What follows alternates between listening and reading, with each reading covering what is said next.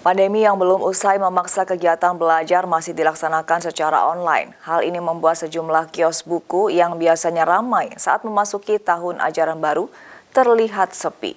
Meski sekolah online, namun sejumlah orang tua siswa terlihat tetap membelikan buku karena merasa buku secara fisik tetap diperlukan. Terlihat di sepanjang deretan kios buku yang berada di kawasan timur Stadion Diponegoro tampak sepi pembeli. Kondisi ini berbeda dibanding tahun-tahun sebelumnya sebelum pandemi. Jika biasanya memasuki tahun ajaran baru seperti saat ini, banyak masyarakat dari berbagai kalangan yang datang untuk mencari dan membeli buku kebutuhan belajar mengajar. Namun kini kondisi kios buku tersebut terlihat sepi. Hanya ada beberapa pengunjung saja yang datang membeli atau sekedar bertanya ketersediaan buku yang dicari.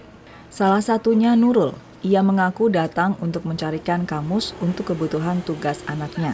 Ia juga mengatakan, meski saat ini sekolah masih dilaksanakan secara online, namun kebutuhan buku secara fisik tetap diperlukan. Ini beli buku apa, Bu? Ini buku, beli kamus. Di kamus.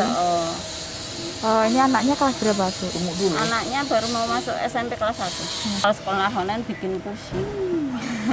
Kalau yang udah besar sih udah bisa dihitung, kalau yang kecil yang bikin pusing. Bu, perlu nggak sih Bu beli buku ini secara fisik, buku fisik ini? Iya, perlu banget. Secara sekolah online. Buat itu ya. Hal yang sama juga disampaikan Nizar. Menurutnya, sekolah online tidak efektif dan membuat siswa kurang memahami materi, sehingga buku secara fisik diperlukan untuk penyeimbang materi belajar. Anaknya kelas di pondok, kalau umum itu kelas 1 SMP sama kelas 2 SMP. Soalnya di rumah aja ya, jadi ya kurang pemahamannya juga. Tapi ini ibunya perlu ya Bu dibelikan buku-buku yang secara fisik ini ya Bu, dibanding di online. Iyalah buat keseimbangan.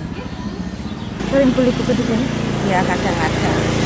Sementara itu, menurut salah satu penjual buku Yuni Hatifah, sejak adanya pandemi COVID-19, membuat jumlah orang yang membeli buku menurun. Bahkan untuk menaikkan penjualannya, ia juga menjajakan bukunya secara online. Selama online ini terus terang saja agak menurun dibanding sebelum online. Karena mungkin kalau yang SD negeri, sekolah-sekolah negeri itu mereka sudah mendapatkan pinjaman dari sekolah. Kecuali ada buku 1-2 yang mereka harus membelinya sendiri. Tapi tetap aja agak berkurang.